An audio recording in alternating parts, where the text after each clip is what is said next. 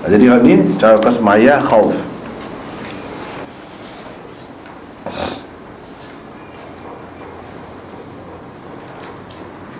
Jadi semaya ni satu tanggungjawab yang berat, satu tugas yang utama ke atas orang-orang Islam.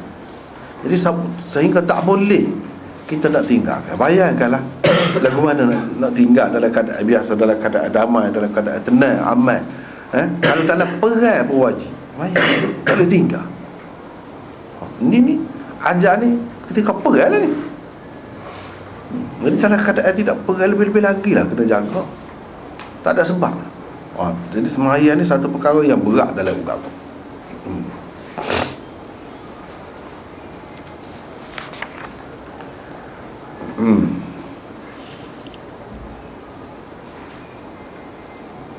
Jadi dalam masalah semaya khauf ni ada beberapa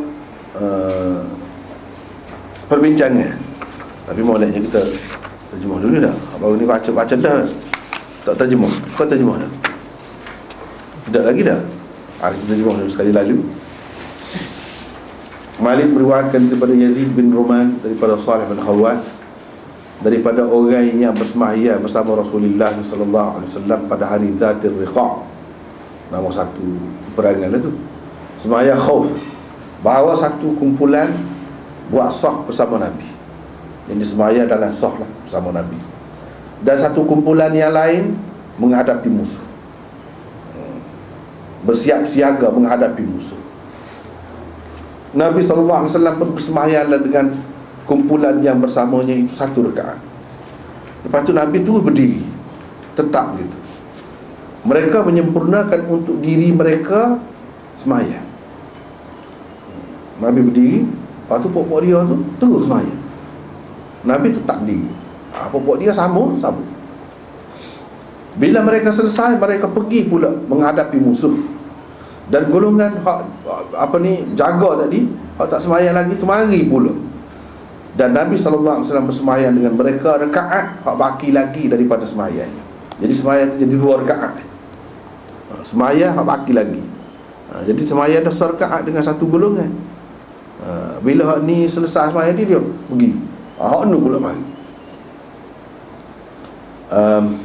Dan mereka pergi menghadapi musuh. Pergi jaga. Dan satu golongan hak salah kita mari. Nabi sembahyang hak baki. Tak apa. Sabata jalisan. Lepas pada tu Nabi sallallahu alaihi wasallam tu duduk tu tak boleh salah lah. Wa atammu li anfusihim. Jadi hak mari yang kedua ni kan dia baru dasar rakaat dengan Nabi. Dia tambah dasar rakaat. Nabi duduk cokok. Dia bangun tinggal Nabi lah. Hak ramai-ramai ni tinggal Nabi, bangun sembahyang tambah solat lagi. Bila tambah solat lagi sapa dekat Nabi, Nabi tunggu dia. Seolah-olanya dalam sembahyang tu, di akhir sembahyang dia duduk, dia tunggu. Bila mereka tu sudah duduk juga sekali dengan Nabi, lepas tu baru Nabi SAW beri salam sekali dengan dia tu. Beri salam. Mereka itu ikut Nabi. Jadi masing-masing daripada dua golongan itu dapat seserkan dengan Nabi.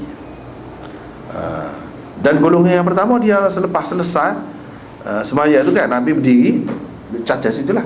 Apa dia teruskan semaya tu cukup 2 rakaat, dia beri salam dia pergi. Hanu mari pula. Jadi salam tu diperolehi oleh golongan yang kedua dengan Nabi.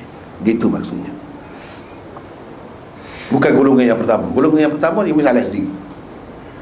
Golongan yang kedua tu, mari dar rakaat yang kedua tu, hak tu dia bagi salam sekali dengan Nabi. Tapi dia pun tambah juga celah tu. Dia tambah juga. Nabi tak apalah 2 rakaat lah dia tu, Nabi tu. Dengan golongan yang pertama 1 rakaat, dengan golongan yang kedua rakaat yang kedua. Gitu cara. Ia digambarkan di sini. Banyak lagi cara lain. Ini salah satu. Malik meriwayatkan daripada Yahya bin Sa'id, daripada Qasim bin Muhammad, daripada Salih bin Khawat al-Ansari, bahawa Sahal bin Abi Hasmah al-Ansari menceritakan kepadanya, sesungguhnya sembahyang khauf itu, iaitu imam berdiri bersama-samanya satu golongan daripada kawan-kawannya, sahabat-sahabatnya, dan satu golongan lagi menghadapi musuh. Imam pun bersembahyang, dengan rokok dan sujud bersama-sama dengan orang-orang yang ada dengannya itu. Kemudian dia berdiri. Fa idza stawa qa'iman, bila dia sudah berdiri tegak, dia tetap di situ. Wa atammu li anfusihim, dan mereka hak semaya sekali ni daripada awal tu menyempurnakan untuk diri mereka rakaat yang bakilah. Hak solat itu dia sudahlah pokok dia. Tapi tu imam tak sudah lagi, tu imam cacat di situ. Kemudian mereka memberi salam wa yansarifu, dan pergi.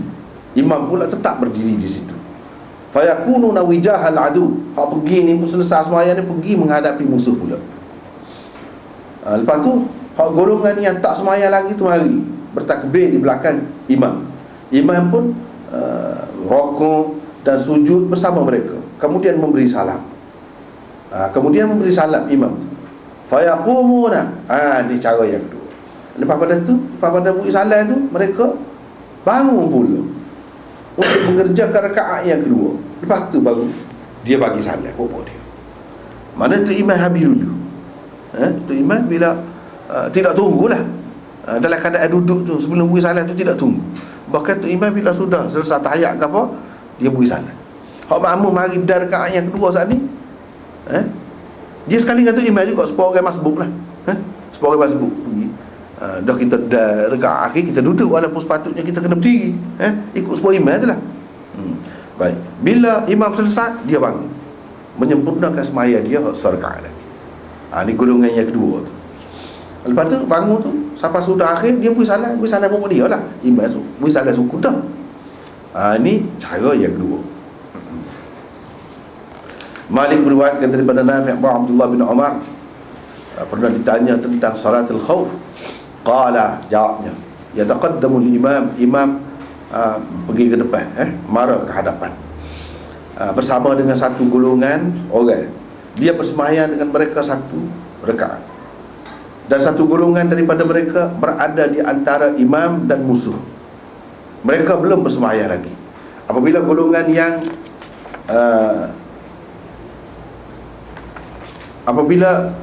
yang pergi bersembahyang itu telah pun menunaikan satu rakaat, mereka hundur ke belakang, istakharu. Mereka pun hundur pergi ke tempat golongan yang belum bersembahyang lagi. Tapi mereka ini pergi pun tak beri salam.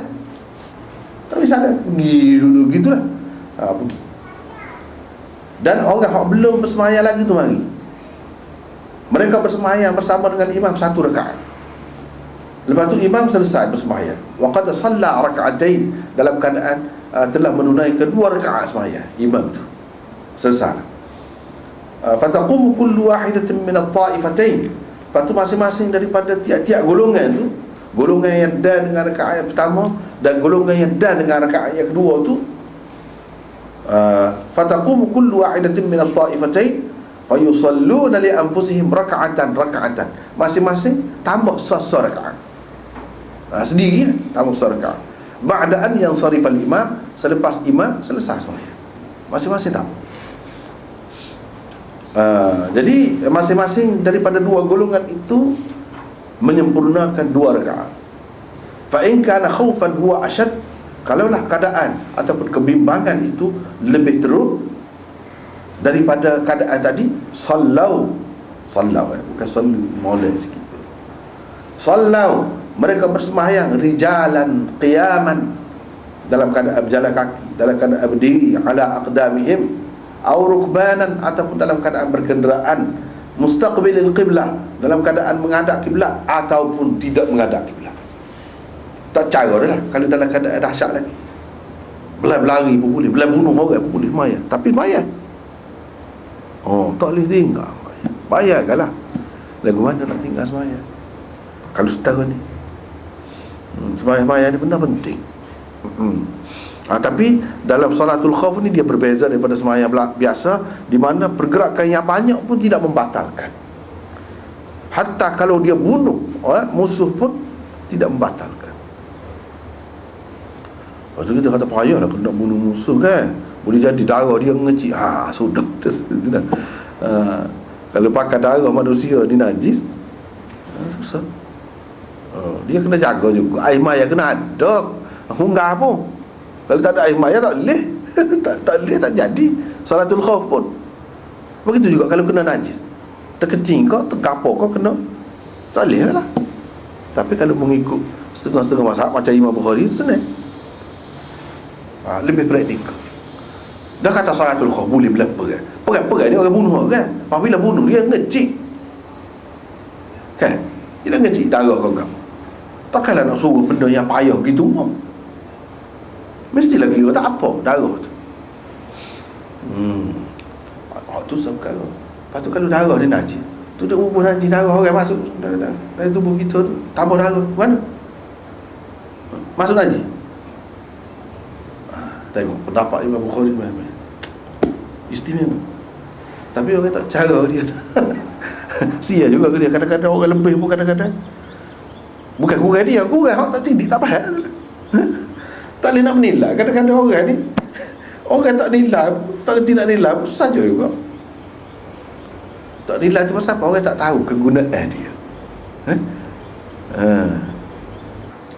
Tak apalah. Itu kalau mengikut Imam Bukhari kan, kena darah pun tak apa. Sebab darah tidak najis.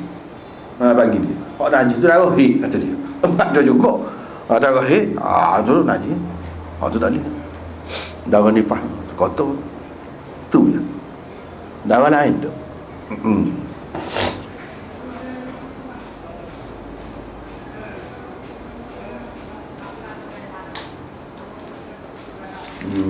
Tak apalah. Menghadap kiblat ke tidak menghadap kiblat kau tak cara. Qala Yahya, kata Malik, Nafi' berkata, la ara Abdullah haddathahu illa an Rasulillah. Saya fikir Abdullah ni tidak bercerita kecuali daripada Rasulullah. Sebab saat ni kan hadis tadi mursal. Sebab Abdullah ibn Umar, orang tanya dia jawab gitu. Jadi adakah jawapan itu daripada pihak dia sendiri, semata-mata fikiran dia? Kata anak murid dia, Nafi' kata, saya fikir, saya berpendapat mestilah dia dengar daripada Nabi ni. Dia kata begitu. Sebab benda ni bukan boleh rekod.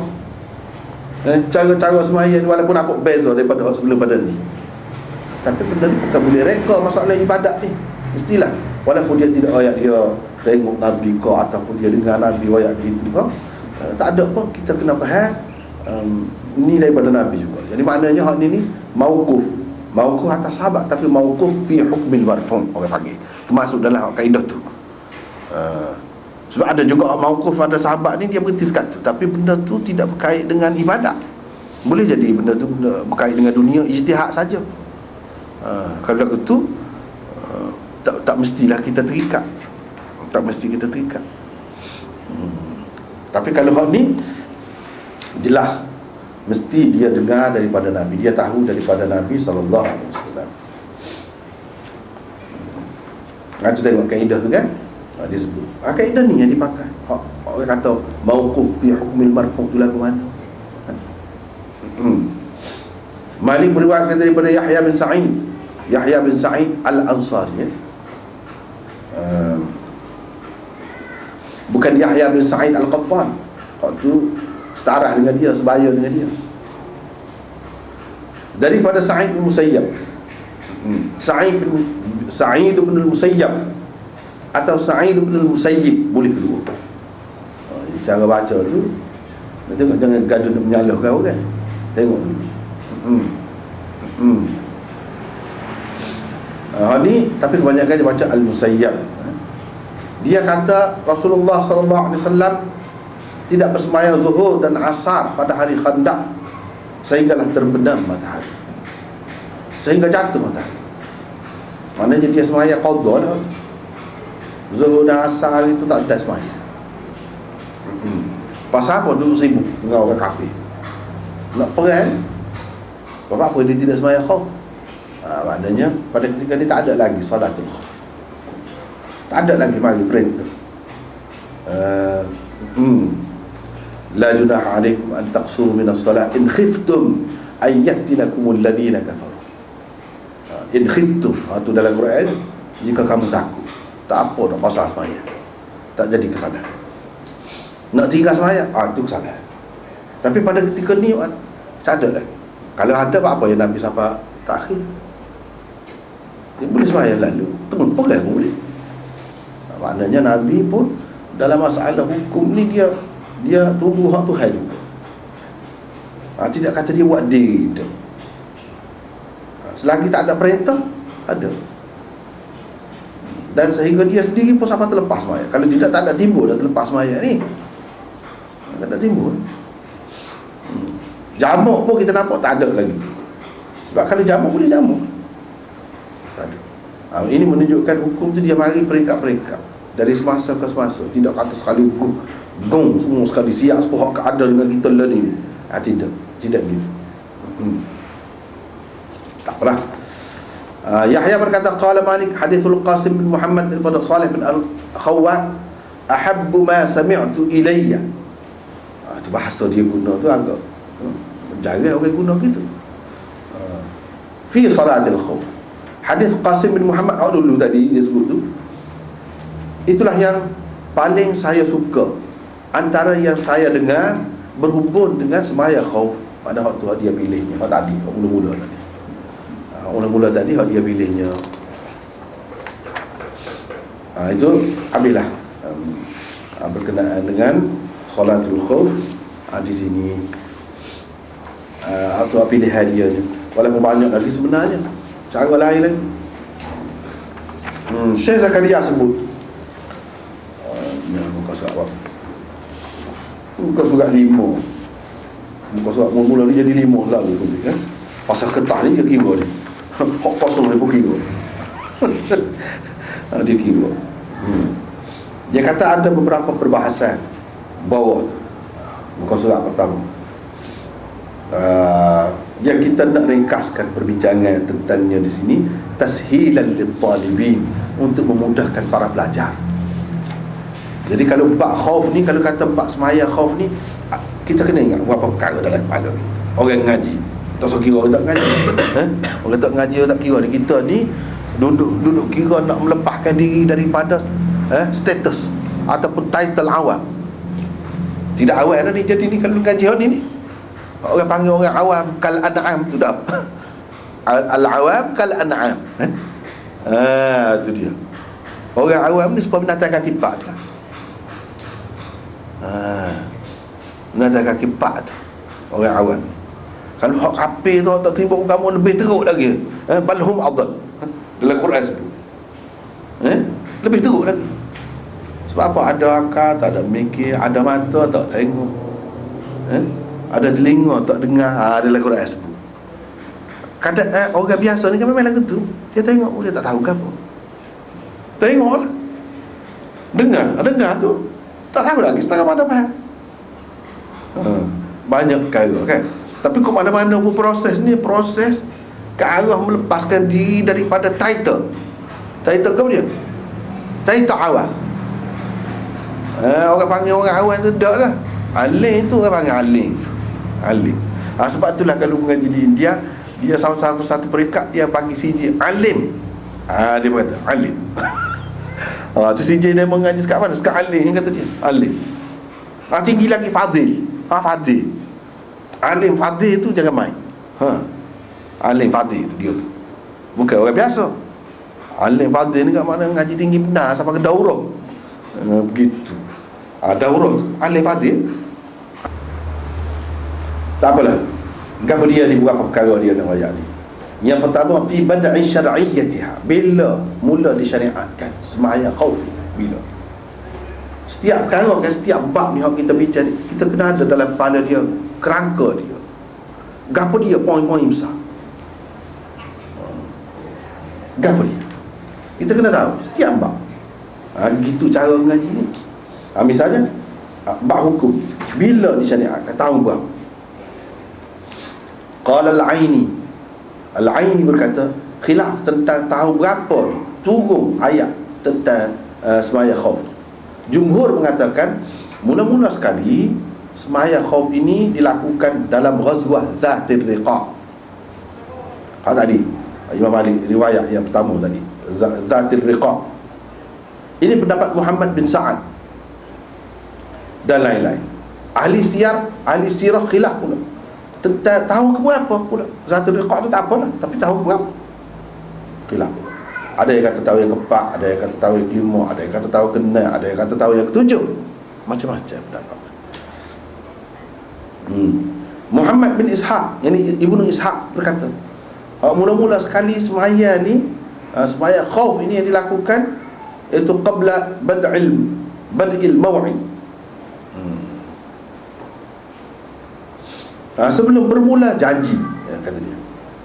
Ibnu Ishaq dan Ibnu Abdul Bar menyebutkan permulaan janji iaitu pada Sya'ban tahun yang keempat.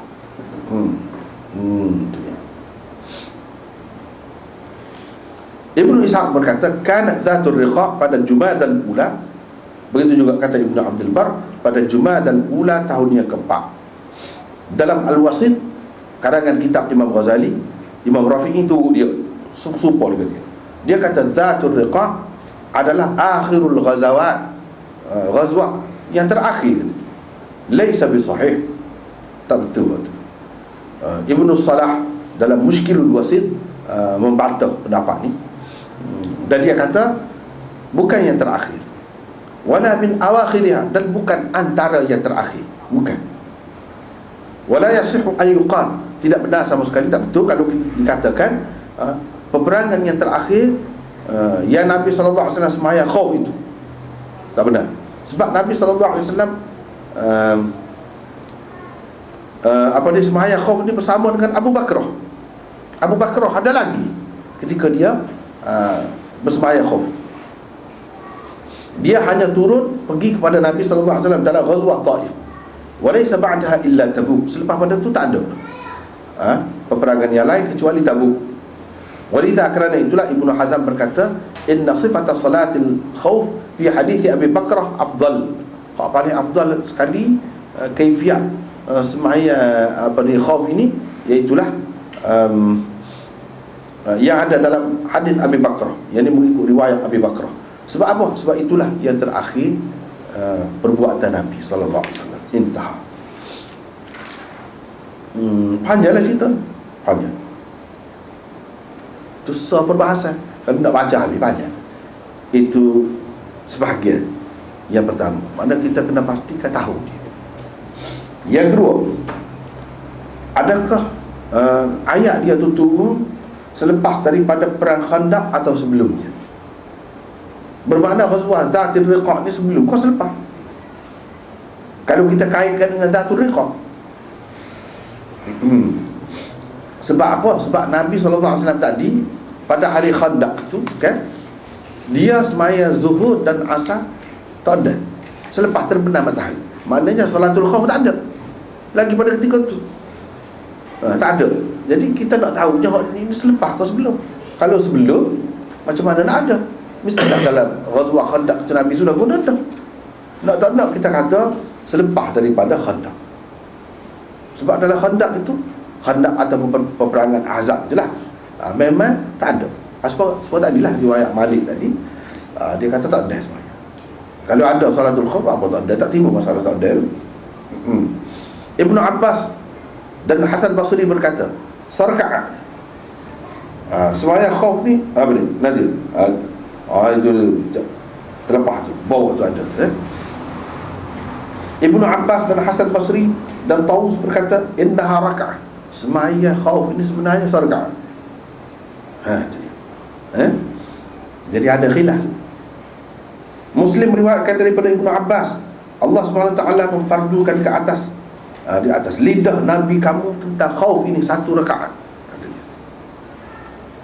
Wa akhrajahul arba'ah. Inilah pendapat Atha, Tawus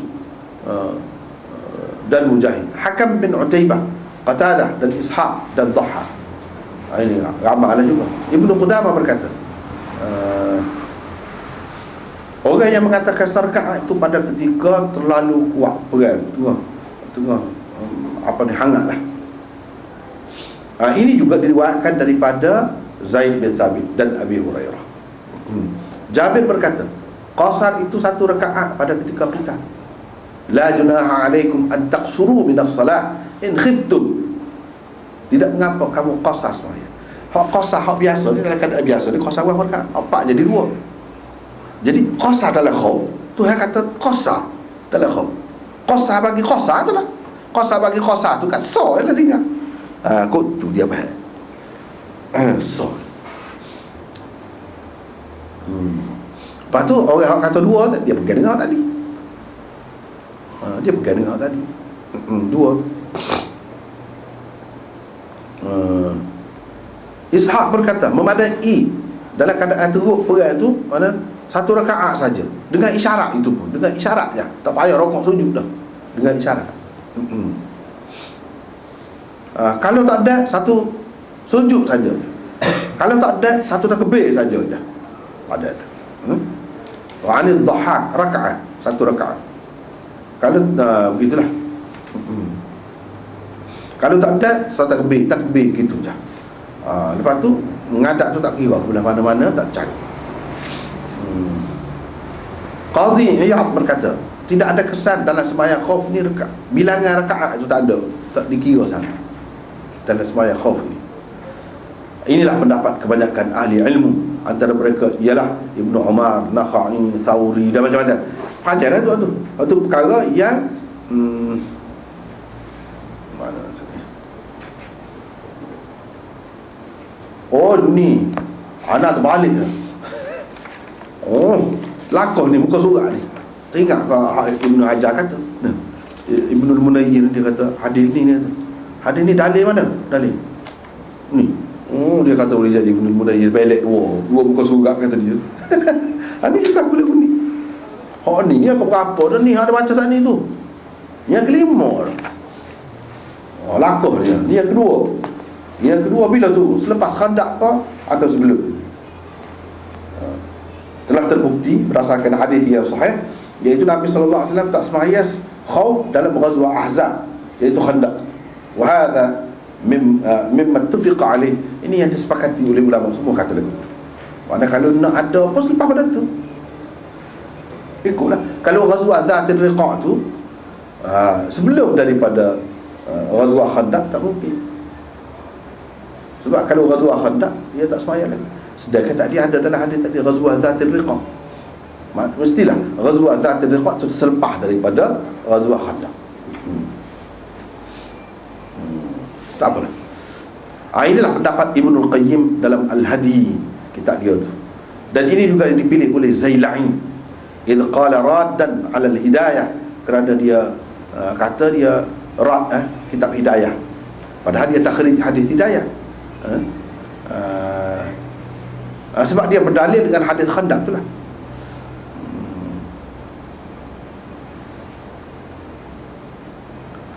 Iaitu tidak boleh berperang dalam keadaan sembahyang. Dia kata tak boleh perang. Qala Zailai kata wa fihi nazar, pendapat dia ni, dia kata ni dipertikaikan, dibantahlah. Sebab apa? Salatul khauf baru disyariatkan selepas daripada perang Ahzab. Macam mana dia nak dalil dengan waktu tu? Tu kata dia dalil. Tengok Nabi sembahyang Zuhur dengan asar sampai lepas maghrib. Itulah dalil tak boleh sembahyang masa perang ni, kata dia. Padahal tu cerita mana? Cerita bila? Dia tak boleh buat dalil waktu tu. Waktu ketika belum disyariatkan lagi salatul khauf tu. Habis itulah dalam kitab-kitab besar-besar ni pun dia ada orang tak setuju. Padahal kitab hidayah tu mengikut Anwar Shah Kashmiri, dia kata antara kitab yang ajaib dalam dunia.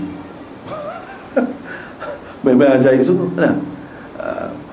Kalau kita mengaji biasa ni tak serah, mengaji dengan ahli dia. Mengaji dengan ahli dia, kalau anda boleh mengajar ada masa pun insya-Allah akan nampak. Masa tak ada. Tak ada. Masa tak ada. Kalau boleh mengajar hidayah baru sedap. Sedap memanglah. Istimewa kita tu. Betul lah dia kan. Tapi dalam keadaan istimewa tu betul ke? Dia buat dalil dengan tu. Saya jadi bantah di orang lain. Sama-sama Hanafi, dia pun bantah. Zailai itu Hanafi juga. Bantah dia tidak benar, dia buat dalil. Baru ni kita sebut kan dalam apa ni Syarah Bukhari yang ada tulis tu, reka-reka tu, Mufti Wali Hasan kata Syekh Ahmad Sarhindi kritik juga apa ni tu kitab hidayah, masa dia kata Muawiyah ni berontak, Muawiyah zalim kan. Mana boleh zalim? Dia bantah. Mana banyak juga tempat-tempat, padahal kita ajaib. Bila-bila lebih nak ayatnya, bila-bila lebih ni gapo-gapo pun kalau orang dia ada kurang. Kalau kita nak cari hak sebenar, tak ada. Tak boleh. Manusia ni memang kurang. Tu je lah boleh kata. Lebih lah tu. Ajaib kan? Tak ajaib. Kita Bukhari soal ajaib. Hidayah. So dia sebut kita ajaib. Payah nak buat payah. Tak apalah. Reka cerita dah tu, reka cerita. Yang ketiga, adakah disyariatkan terus dan tidak dimansuhkan selepas Nabi pun boleh guna lagi? Kau tidak. Kau sekat zaman Nabi ni, khusus dengan zaman Nabi ni, ni. Tu pun kita kena tahu juga. Bukan solatul khauf ni saja, lain-lain pun begitu juga. Mana orang yang ngaji, dalam kepala dia kena ada benda ni. Yang kena timbang, kena ambil kira. Abu Yusuf dalam salah satu riwayatnya, satu riwayat daripadanya, dan kawannya iaitu Hasan bin Ziyad Al-Lu'lu'i, orang panggil Ibnu Ziyad, anak buah Imam Abu Hanifah juga ni, anak buah besar juga ni, Hasan bin Ziyad Al-Lu'lu'i, dan Ibrahim Ibnu Ulayyah, orang baca Aliyah pula, bukan Ulayyah, kita jumpa sama kan dalam hadis. Wal Muzani, dan Muzani dari kalangan Syafi'iyah, anak murid Imam Syafi'i, Muzani. Dia kata la tusalla ba'dahu, lepas Nabi tak ada dah. Tengok tu lah kalau mengaji. Lepas Nabi tak ada. Kalau ni khusus zaman Nabi. Ramai tu juga tu orang bisa-bisa tu. Kecal-kecalau dia. Al-Muzani mengemukakan alasan dia. Bapa tak ada selepas Nabi, dengan mengatakan sudah mansuh. Itu mansuh. Sudah mansuh. Dia kata mansuh. Nabi buat tu mansuh. Kama taqaddama. Abu Yusuf dengan katanya, dia kata alasan dia tak ada agama dia. Wa idza kunta fihim fa aqamta lahumus salat. Wa idza kunta fihim, bila engkau berada bersama mereka. Engkau tu siapa? Nabi. Jadi hak ni dia khusus dengan nama Nabi. Berkenaan dengan cara kau sembahyang khauf lah ni, berkenaan dengan Nabi. Ketika kau berada bersama mereka. Bila Nabi tak ada dah. Ini kan ayat berhubung dengan sembahyang khauf. Wa idza kunta fihim fa aqamta lahumus salat faltakum ta'ifatun. Gini-gini ayat tu seterusnya tu cerita tentang sembahyang khauf lah. Sembahyang khauf tu dikaitkan idza kunta fihim. Kunta tu siapa? Tak. Dhamir khitab Nabi. Jadi kata sebab itulah khusus dengan zaman Nabi. Bila Nabi tak ada. Tu alasan ni. Orang lain nak pakat tak sepakat tak secara apa tu. Dan kita bila ngaji ni gitu dah. Tak boleh kira dah orang. Tak boleh kira. Sebab itulah malam mari buka TV bila-bila tengok tengah malam ada saintis Malaysia lah, ahli kimia, profesor dia. Jadi orang dulu bicara tentang hadiah Nobel.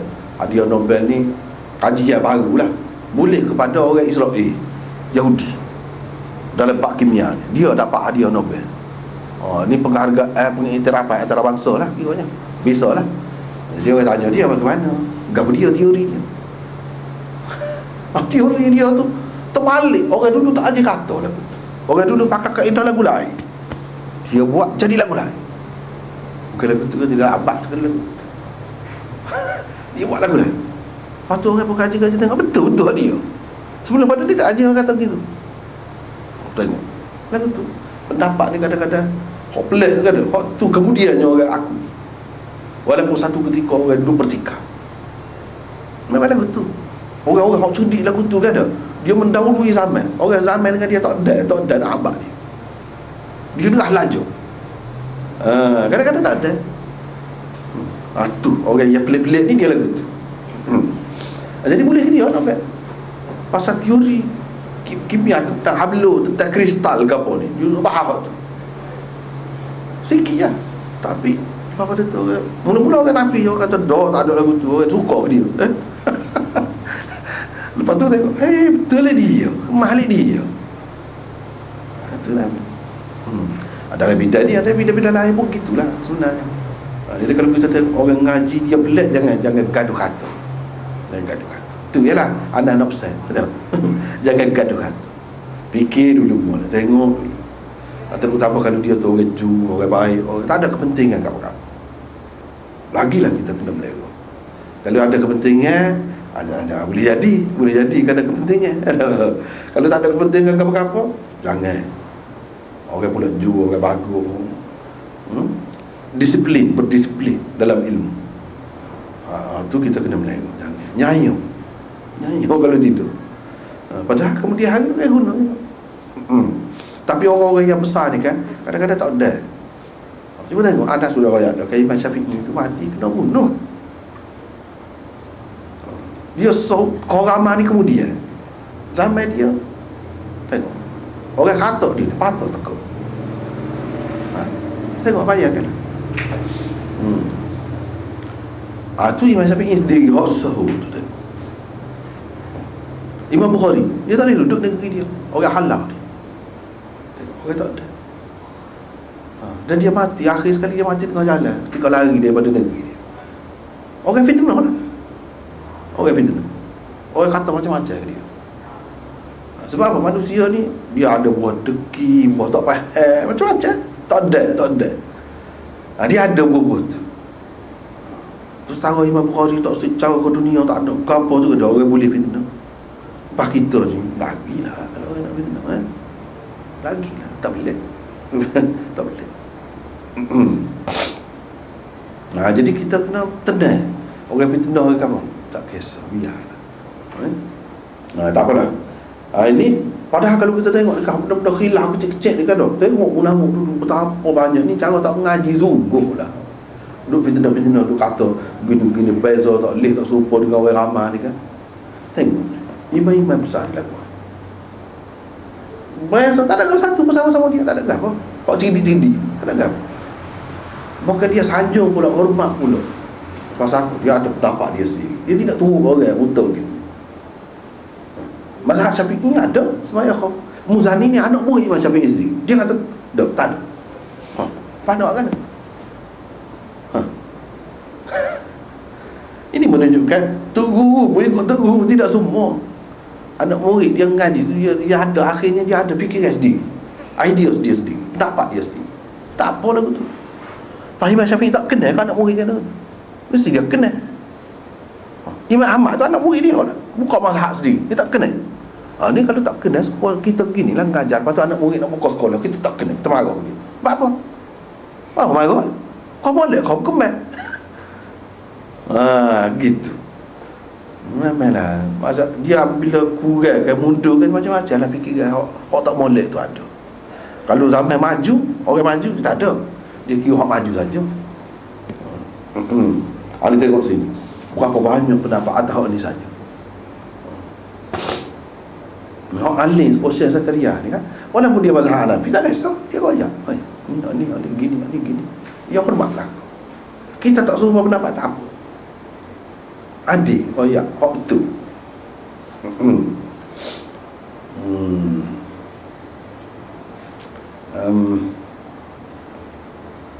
Jadi dalam ayat ni dia haruskan dengan syarat Nabi ada bersama mereka. Bila dia sudah keluar daripada dunia, matilah. Inna adami syartiyah, tak ada dalam syarat tu. Lepas tu sebab dalam sembahyang khauf ni dia ada banyak. Dia bercanggah dengan sembahyang. Sembahyang ni dia daripada pergerakan yang banyak kepada sedikit, daripada serabut kepada tenang. Gitu.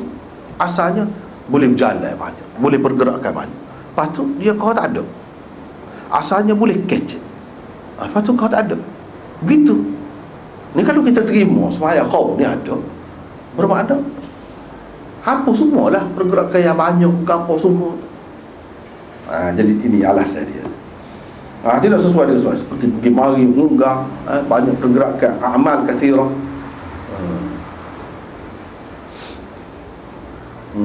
Bapa di sana akan sembahyang khauf di bapa zaman Nabi. Sebab sahabat-sahabat ni nak cari peluang yang duduk sembahyang di belakang Nabi. Nabi ni masa dia rekah sebentar. Jadi sebab tu kegemaran sahabat-sahabat tu diberi peluang kepada sahabat-sahabat tu untuk mendapat nikmat keistimewaan sembahyang di belakang Nabi, sehingga dalam keadaan apa tu sembahyang Nabi. nak menunjukkan orang Islam ni zaman Nabi ingat kepada Tuhan dalam semua keadaan. Ada semua nak ikut Nabi, nak beribadat bersama dengan Nabi. Nabi tidak duduk rumah sama. Pun kita boleh lah, nak malam nak rumah maya dulu. Dia tidak. Ada ketika perang, ada ketika tubik di sana.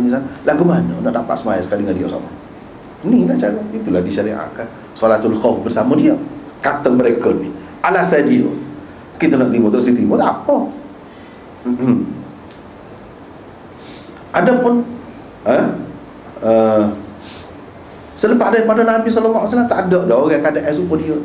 Tersedua ya sahabat pun. Apalagi zaman kita ni keadaan tidak serupa dia dah. Tak ada dah benda nak dikejar sangat. Tapi jumhur ulama mengatakan harus semaya khauf itu, kerana sahabat-sahabat selepas pada Nabi duduk buat lagi. Mana mereka ni tidak sumpah tadilah. Dia kata masyru' ni bukan zaman Nabi saja, selepas kita pun. Kalau kata masuk, sahabat-sahabat tu duduk buat lagi mana? Terti kau demo tu. Lepas pada Nabi tu perang lagi. Apa demo tu semaya kau tidak? Semaya. Jadi orang yang kata tak ada masuk, dia benda khilaf sebab benda-benda lain lah. Kalau dia kata masuk, dia kata tak. Gitu. Sebab benda lain. Aku dulu Orang Syafi'i kata tidak masuk. Orang lain kata masuk. Zaman sahabat lagi. Ada orang duduk buat, ada orang tidak buat. Orang duduk buat, dia kata tidak masuk.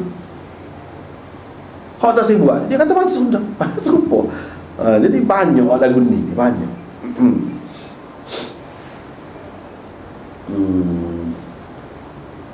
Jadi ini dua mari dalilnya. Yang keempat mereka ceritanya, adakah dia syariat dalam hadar ataupun tidak?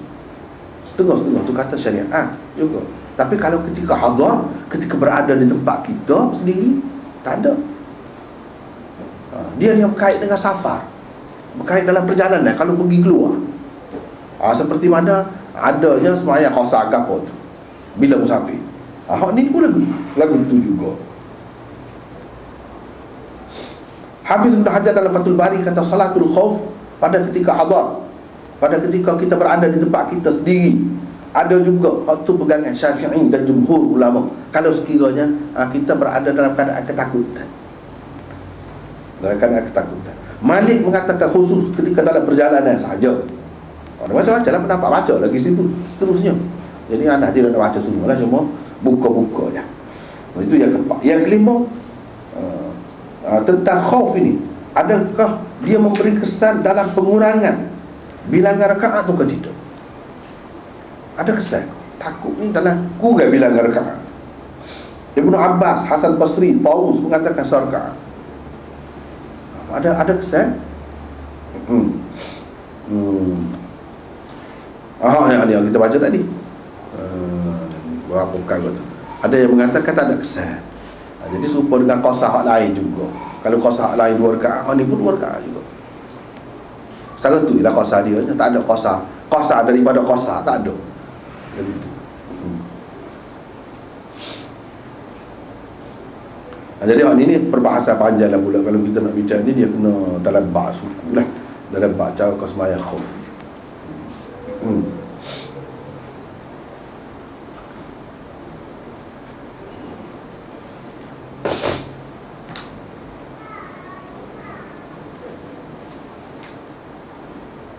Yang kelima, yang kena tempat-tempat Nabi sembahyang khauf tu.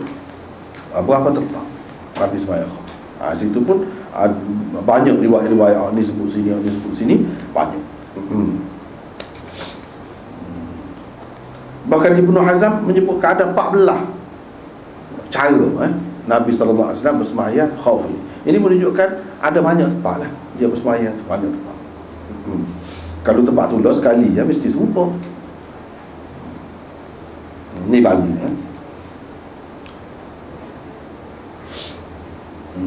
ada sampai 17 pun ada bila tak apalah.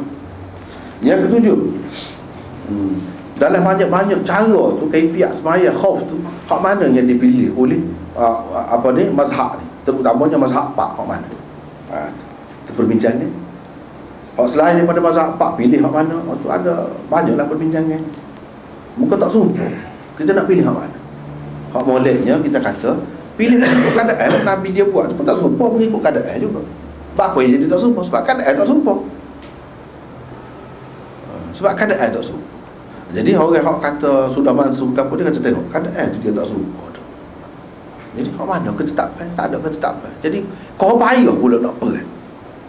Dalam keadaan perang mungkin kau boleh mana seseorang tu di satu seginya dia kena melera semaya dia tu.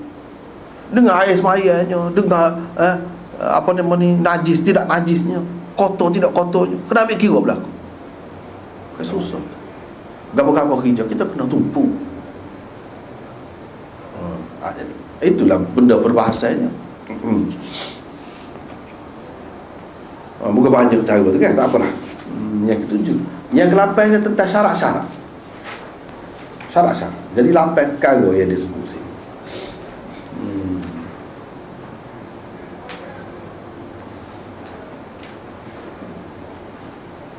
Syarat-syarat setara mana boleh perang semasa semaya ke apa tu, masuk perbincangan di sinilah.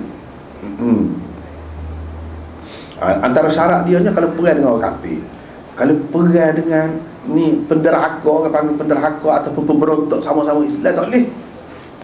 Tak ada waktu tu. Ini sepakat imam Pak Mazhab memang lagu tu. Ataupun dia memberontak terhadap kerajaan. Jadi untuk perang dengan kerajaan, kerajaan itu Islam juga. Tak boleh. Sepakat tu. Pak Mazhab dalam forum-forum kitab forum mazhab-mazahib pun begitu juga.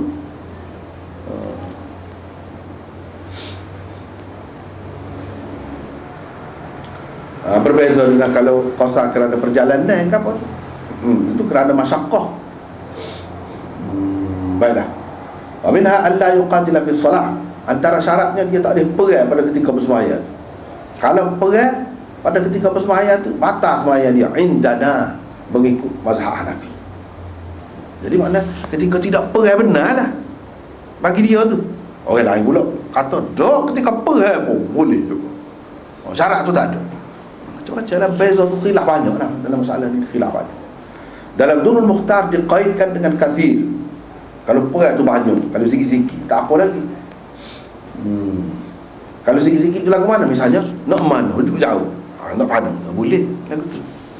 Itu dalam mazhab Hanafi. Malik kata tak batal. Dia kata kalau perang pun sembahyang itu sembahyang macam. Inilah pendapat Syafi'i dalam qaul qadimnya. Begitu juga dalam Bada'i. Dan dia bincang panjang lah tentang dalil-dalil masing-masing tu. Begitulah. Itu antaranya. Jadi ada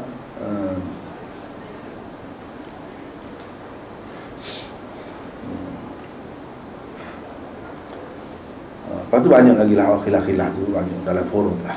Sini pun ada dah sebagai. Jadi secara ringkas ada baca sini. Jadi ada 8 perkara yang perlu ada dalam kepala kita apabila bincang tentang salatul khauf. Itulah benar. Kalau nak cari tu, cari tentang tu, sekitar tu. Sikit, banyak, panjang lebar pun, panjang ringkas pun, tu sekitar tu. Perbincangannya. Lepas tu tentang hadis itu kita tak baca lagi lah. Perbincangan tentang hadis tu tak baca lagi. Cuma mukaddimah di dalam ini. Mukaddimah tu panjang gitu semua kan. Jadi hak hadis tu sendiri kita tangguh dulu, baca kemudian wallahu a'lam.